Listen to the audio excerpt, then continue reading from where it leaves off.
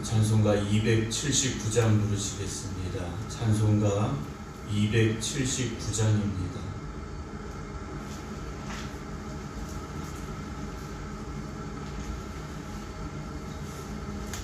찬송가 279장 부르시겠습니다.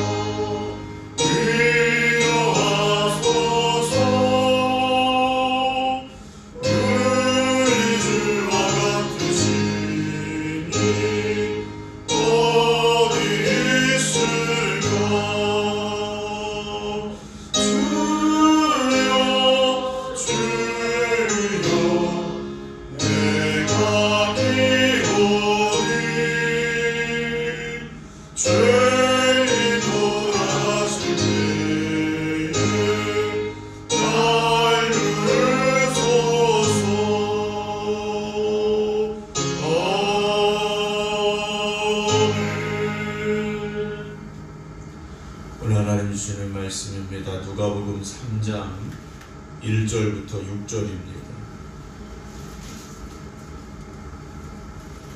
누가복음 3장 1절부터 6절 말씀입니다. 디베르 황제가 통치한 지 15해 곧 본디오 빌라도가 유대의 총독으로 헤롯이 갈릴리의 분봉왕으로 그 동생 빌립이 이두레와 드라고닌 지방의 분봉왕으로 루사니아가 아빌레네의 분봉왕으로 안나스와 가야바가 대제사장으로 있을 때 하나님의 말씀이 빈들에서 사가랴의 아들 요한에게 임한지라. 요한이 요단강 북은 각처에 와서 죄사함을 받게 하는 회개의 세례를 전파하니 선지자 이사의 책에 쓴 바 광야에서 외치는 자의 소리가 있어 이르되 너희는 주의 길을 준비하라. 그의 오실 길을 곧게 하라. 모든 골짜기가 메워지고 모든 산과 작은 산이 낮아지고 굽은 것이 곧아지고 험한 길이 평탄하여질 것이요 모든 육체가 하나님의 구원하심을 보리라 함과 같으니라. 아멘. 이제 예수님께서 점점 성장해 가시는 과정을 우리가 2장 마지막에서 보았고요. 오늘 이제 3장은 세례 요한이 예수님의 오심을 예비하는 그 모습이 기록되기 시작합니다. 세례 요한은 우리가 신약 성경에 나와 있지만 정확하게 본다면 구약의 마지막 선지자라고도 볼 수 있는 사람이 바로 이 세례 요한입니다. 구약의 모든 말씀들이 결국 예수 그리스도를 향하여 예언되어지고 있다면 세례 요한은 그런 의미에서 구약의 마지막 선지자라고 보는 것이 아마 맞을지도 모르겠습니다. 오늘 세례 요한이 등장하고 있던 그 시기에 대해서 3장 1절에 우리에게 알려주고 있는데요. 디베리오 황제가 통치한 지 15해라고 시작을 합니다. 디베리오 황제는 이 당시 로마의 황제입니다. 주변의 모든 나라들을 지배하고 있던 로마 황제의 이름이 디베리오라는 이름인데요. 이 디베리오라는 이름을 우리는 성경에서 찾아볼 수 있는데 이 디베리오라는 이름을 우리가 어디에서 볼 수 있느냐? 예수님께서 나중에 갈릴리 호수에서 제자를 만나실 때 그 갈릴리 호수를 다른 이름으로 부를 때가 있습니다. 디베리아 바다라고 부를 때가 있습니다. 디베리아라고 부르는 이유는 그 뒤에 나와 있는 헤롯이라는 왕이 갈릴리 호수 남쪽에다가 하나의 도시를 새로 만듭니다. 하나의 도시를 새로 만들어서 그 도시의 이름을 디베리아라고 부르게 됩니다. 왜 그랬냐면 이 헤롯이 그 당시 갈릴리 지역의 왕입니다. 그러니까 우리가 똑같은 헤롯이지만 예수님께서 태어나실 때 헤롯은 헤롯 대왕이라 보통 부르게 되고 예수님 살아계실 때의 왕은 헤롯이라 부르게 되는데 같은 헤롯이 아니라 아들입니다. 헤롯 대왕의 아들 헤롯인데 오늘 본문에 나오는 헤롯은 갈릴리 지역을 다스리고 있었던 왕, 정확히 말하면 영주 정도 이렇게 보시면 됩니다. 한 나라를 전체를 통치하는 것이 아니라 한 지역을 통치하는 왕이었던 이 헤롯이 황제에게 잘 보이고 싶은 거죠. 그래서 도시를 하나 만들고 황제에게 헌납하는 황제의 이름을 붙여서 디베리아라는 도시를 만들게 되는데 갈릴리 남쪽에 있었기 때문에 아마도 그 바다를 갈릴리 호수를 디베리아라는 이름으로 이제 쉽게 부르게 됐던 것 같습니다. 어쨌든 이 당시 디베리오라는 원래 이름은 티베리우스라는 이 황제가 통치를 했는데 15해 곧 본디오 빌라도가 유대의 총독으로 와 있었고요. 그리고 헤롯이 갈릴리의 분봉왕으로 또 헤롯의 동생인 빌립이 이둘의 두라고니 지방의 분봉왕으로 또 루사니아가 아빌레네의 분봉왕으로 이렇게 각각의 지역들 이스라엘 땅의 각각의 지역을 나누어서 통치하고 있었던 그 시기입니다. 그 말은 분봉왕으로 있는 이 헤롯이라든지 빌립이라든지 또는 루사니아가 황제에게 잘 보여야 되는 시기입니다. 어떻게든 황제의 눈에 띄어야 되는 시기입니다. 그러면 백성을 돌아보지 않는다라는 거죠. 아무리 같은 민족이고 자기가 다스리고 있는 지역의 사람들이지만 백성이 먼저가 아닙니다. 황제의 명령이 먼저가 될 수밖에 없는 시기였고요. 2절에서는 대제사장의 이름이 나옵니다. 안나스, 가야바가 대제사장으로 있었다 그랬습니다. 원래 대제사장은 한 명만 있어야 되는데 이 당시에는 그렇지 않았습니다. 이 대제사장들 역시 어떤 위치에 있었느냐? 황제에게 잘 보이려고 했습니다. 황제에게 잘 보여야 된다는 거죠. 대제사장은 하나님 앞에 바로 서야 되는데 사람에게 잘 보이려는 생각을 가질 수밖에 없는 이 시기였다라는 거죠. 그러니까 정치적으로나 또는 그들의 신앙적인 면에서나 이스라엘 땅에는요 하나님 앞에 바로 서려는 사람이 없었다라는 거죠. 어떻게 하면 내가 더 인정받을 수 있을까? 어떻게 하면 내가 더 높은 자리에 갈 수 있을까? 이런 것에만 관심을 두고 있었던 시기였다라는 거죠. 그때 하나님의 말씀이 빈들에서 광야죠. 사가랴의 아들 요한에게 임하였다라고 되어 있습니다. 하나님의 말씀이 성전에 임해야 되는데 그렇지 않았다라는 거죠. 예루살렘에는 인정받고 싶어하는 사람, 높아지고 싶어하는 사람, 권력을 잡고 싶어하는 사람, 부자가 되고 싶은 사람, 이런 이들만 가득했다라는 거죠. 성전에 진정으로 하나님을 향하여 예배드리는 이들이 희귀해져 가고 있었다라는 겁니다. 그때 요한이 바로 광야에 있었는데 그 광야에 하나님의 말씀이 임하였다라는 거죠. 우리도 살아가면서요, 세상의 힘을 쫓아가고 세상의 화려함을 좋아한다면 하나님의 음성 듣기가 참 어렵습니다. 어찌 보면 우리도 광야에 서는 그 시간에 하나님의 음성이 더 잘 들려질지도 모른다라는 거죠. 세상을 향하여 귀를 닫으면 하나님을 향하여 귀가 열려집니다. 세상을 향하여 눈을 닫으면 하나님을 향하여 눈이 열려지게 되어 있습니다. 오늘 이 새벽이 그런 새벽인 줄로 믿습니다. 새벽에 깨어있는 분들이 그런 것 아니겠습니까? 세상의 모든 것 다 내려놓는 이 시간에, 정말 하나님만 바라볼 수 있는 이 시간에 깨어있는 여러분들에게 세례 요한에게 하나님의 말씀이 임하였듯이 여러분들에게도 그런 역사가 있기를 주님의 이름으로 축원합니다. 그래서 우리가 예전에는 기도하려면 어디 갑니까? 기도원에 가지 않습니까? 산속에 들어가는 거예요. 이스라엘 땅에서는 기도하면 어디로 갔느냐? 광야에 있는 수도원에 가는 거죠. 아무것도 없는 그곳에, 정말 내가 의지할 것 하나도 없는 그곳에 하나님만 나와 함께 하시길 원하면서, 하나님 만나기를 소망하면서, 하나님의 음성 듣기를 간절히 간구하면서 우리가 그 자리에 섰다면 이제는 오늘 이곳에서 우리가 그 간절한 마음을 가지고 하나님 앞에 서기를 원합니다. 3절입니다. 요한이 요단강 부근 각처에 와서 죄사함을 받게 하는 회개의 세례를 전파하기 시작했다라고 되어 있습니다.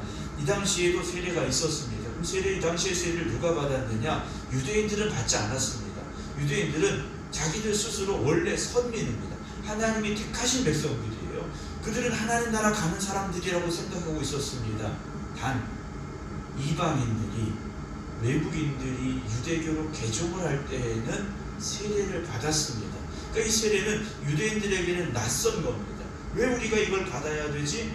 하는 겁니다. 그런데 요한은요, 그 세례를 받으라고 말합니다. 왜냐?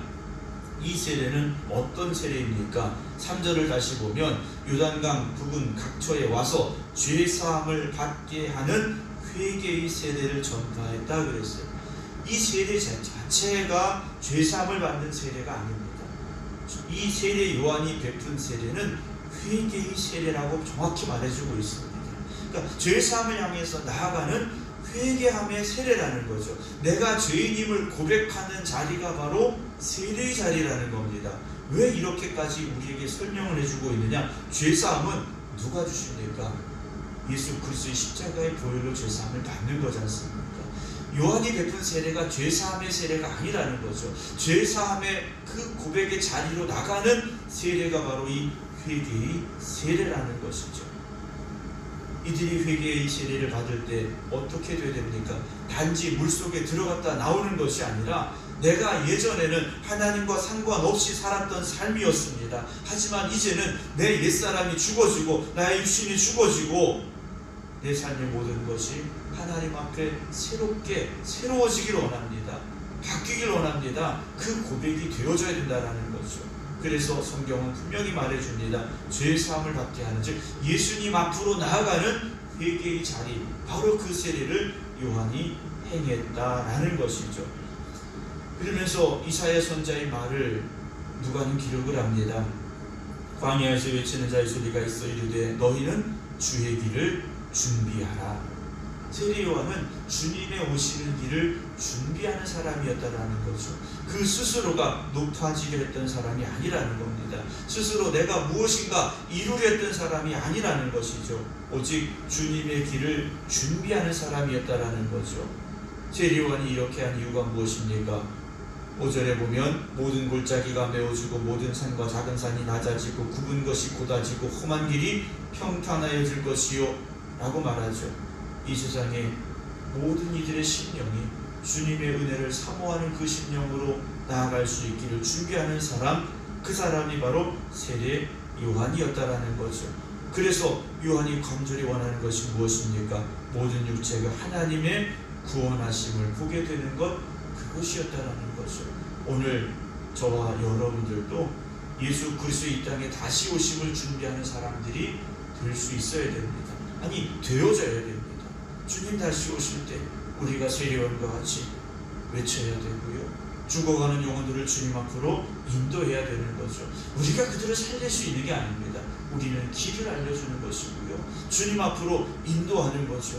그래서 그들이 주님을 만나고 구원받고 하나님 나라 백성이 되게 하는 것, 그게 바로 우리가 살아가는 삶의 목적이며 사명이 되어져야 할 것입니다.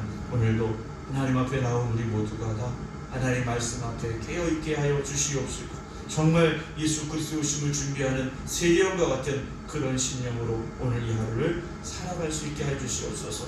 그 기도가 오늘 우리의 기도가 되기를 원합니다.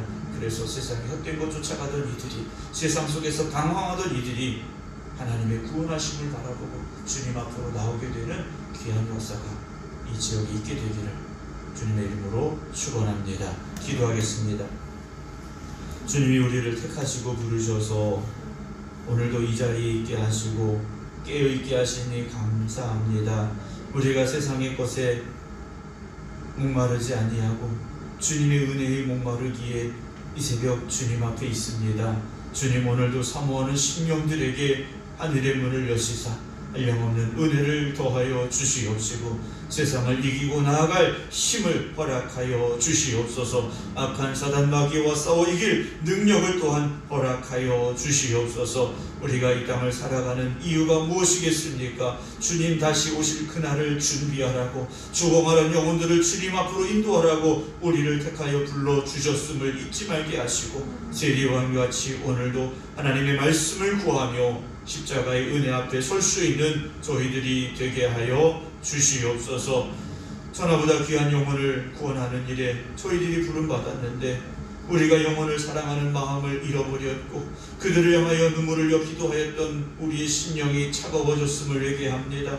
주님, 우리가 다시금 결단하게 하시고, 그래서 주님께서 이 땅에 오시어 고난받으시고 핍박받으시고 십자가에 죽으시기까지 우리를 사랑하셨던 그 사랑을 우리가 회복하게 하여 주시어서 주님의 마음을 가지고 오늘도 죽어가는 영혼들을 위하여 기도하며 주님의 복음을 증거할 수 있는 저희들이 되게 하여 주시옵소서. 이제는 우리 주 예수 그리스도의 은혜와 아버지 하나님의 극진하신 사랑하심과 성령님의 감동 감화 역사하심이 오늘도 깨어있는 주님의 백성들 위해 이제부터 영원토록 함께 하시기를 간절히 축원하옵나이다. 아멘.